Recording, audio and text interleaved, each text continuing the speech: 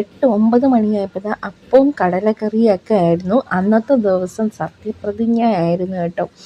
പത്രം മുഴുവനും അത് തന്നെയായിരുന്നു. അന്ന് 10 മണിക്ക് തുടങ്ങിയ സത്യപ്രതിജ്ഞയാണ്. പിന്നെ ആ ദിവസം തന്നെ ഭയങ്കരമായിട്ട് മഴയൊന്നും ഇല്ലായിരുന്നു. അങ്ങനെ ഡ്രസ്സൊക്കെ കൊണ്ടുവച്ച് വിരിച്ചിട്ടു കേട്ടോ. അപ്പോൾ ഈ കാണുമ്പോൾ തന്നെ അറിയാം ഇടയ്ക്കിടയ്ക്ക് മഴ പെയ്യാൻ വേണ്ടി കാർമേഘം കറുത്ത് നിൽക്കുന്നു. പിന്നെ ചോറ്, പപ്പടം, പരിപ്പ് കറി അങ്ങനെയൊക്കെ കഴിച്ചിട്ട് ഞങ്ങൾ ഒന്ന് പുറത്തോട്ട് അങ്ങ് പോയ കേട്ടോ. അപ്പോൾ പുറത്തോട്ട് പോയപ്പോൾ സത്യപ്രതിജ്ഞയുടെ അന്നായതുകൊണ്ട് തന്നെ നല്ല പായസവും കിട്ടി. പായസമാണെങ്കിൽ നല്ല പായസമായിരുന്നു കേട്ടോ. പാലട പായസമായിരുന്നു കിട്ടിയത്. അതൊക്കെ കുടിച്ച് വീട്ടിൽ വന്നപ്പോൾ വെർമസലി പായസം പിന്നെ ഷവർമയും വാങ്ങിച്ചു കേട്ടോ.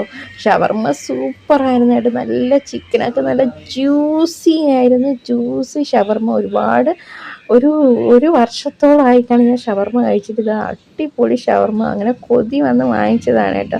എനിക്കത് ഭയങ്കരമായിട്ട് ഷവർമ ഇഷ്ടപ്പെട്ട്. അങ്ങനെ നമ്മൾ സത്യപ്രതിജ്ഞയുടെ അന്ന് തന്നെയാണ് ഷവർമയും കഴിച്ചത് കേട്ടോ. എനിക്കത് ഭയങ്കരമായിട്ട് ഇഷ്ടപ്പെട്ടു. അതിൻ്റെ കൂടെ പായസം കൂടെ ഞാൻ കുടിക്കുന്നുണ്ട് കേട്ടോ.